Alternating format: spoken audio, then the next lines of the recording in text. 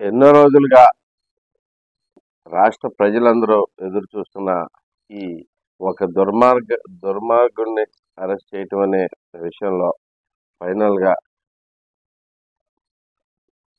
ఆంధ్ర పోలీసులు విజయం సాధించారు.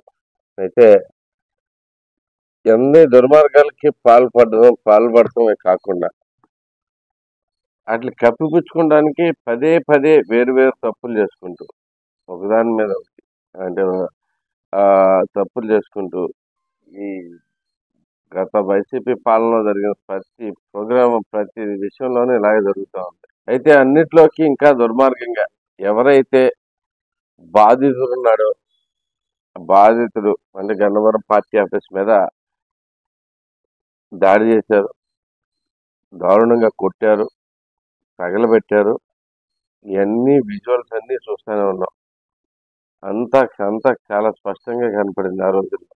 ఫైనల్ గా ఇప్పుడు న్యాయం జరుగుతుంది అనే వాళ్ళందరినీ అరెస్ట్ పర్వం జరుగుతుండగా అంటే ఏదో సినిమాలో చూపించినట్టుగా బాధితుడిని కిడ్నాప్ చేసి బెదిరించి వాళ్ళతోనే ఒక వాంగ్మూలం ఇప్పించి నాకేం సంబంధం లేదు, నేను ఫిర్యాదే చేయలేదు అంటే అసలు ఎలా ఎలా ఉందో ఒకసారి పరిస్థితి ఆలోచించింది. ఇలాంటివి వైసీపీ పాలన జరిగాయి. ఇప్పుడైతే కనుక అవకాశమే లేదు.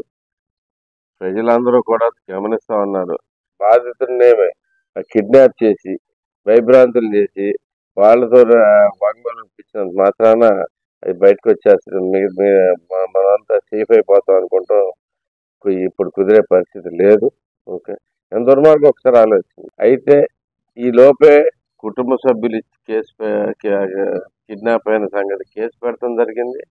దాని మీద పోలీసులు ఇన్వెస్టిగేషన్ చేశారు. ఇమీడియట్ గా వెంటనే అరెస్ట్ చేయడం జరిగింది. సత్వర న్యాయం అంటే ఎలా జరుగుతుంది? నిజంగా ఎవరికైనా పాపం పడే టైం వస్తుంది ప్రతి ఒక్కళ్ళకి. ఇది నిజంగా దుర్మార్గం మీద పోలీసులు పైచే సాధించారు. ఇలాంటివి అనేకం జరగబోతున్నాయి. ఈ ప్రభుత్వం వచ్చిన తర్వాత ఏదో ఒక అరెస్ట్ చేయాలని ఎవరినో హింసించాలని చూడట్లేదు.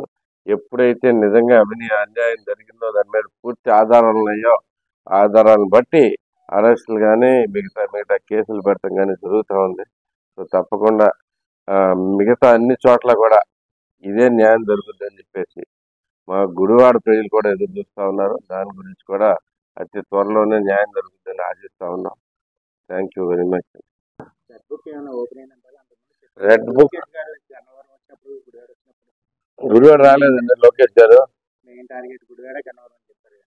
మెయిన్ టార్గెట్ కాదండి, తప్పులు వీళ్ళు ఎక్కువ చేస్తున్నారు కాబట్టి వీళ్ళది ఆటోమేటిక్ గా బుక్లోనే ఉంటాయి. అంటే ఎవరో వచ్చి స్పెషల్ గా లేనిపోని కేసులు పెట్టాల్సిన అవసరం ఏం లేదు. ఎందుకంటే వీళ్ళు చేసిన దుర్మార్గాలన్నీ ఎదుర్కొనడానికి కనపడతా ఉన్నాయి.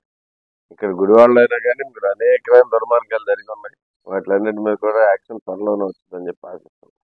దాని మీద పూర్తి అవగాహన ఉంది నాకు. దాంట్లో మాకు తెలిసిందంతా కూడా ఇవ్వటం జరిగింది. దానిలో జరిగిన మా అన్యాయం మొత్తం అది టెక్నికల్లీ అంతా ప్రూవ్ అయినప్పుడే మనం క్లియర్ గా యాక్షన్ తీసుకుంటాం. దాని మీద కూడా కంప్లైంట్ ఇచ్చి ఉన్నాను నేను. సో బాధితులందరికీ ప్రతి ఒక్కటి బయటకు వచ్చేస్తుంది. పంచాయతీ రిజర్వ్ స్థలాలు కాదు, మొత్తం అన్నిటిని వెనక్కి తీసుకున్నాం. దాని మీద ఇంకా వేరే ఆరోపణలు కూడా ఉన్నాయి. వాటిలన్నిటి మీద కూడా విచారణ చేయాలని చెప్పి అడిగాను. సో దాని మీద కూడా త్వరలోనే విచారణ స్టార్ట్ అవుతుందని ఆశిస్తున్నాను. మొత్తం మీద కూడా యాక్షన్ తీసుకోవడానికి మన మధ్య క్లియర్ గా స్టార్ట్ చేసుకుని వస్తున్నారు.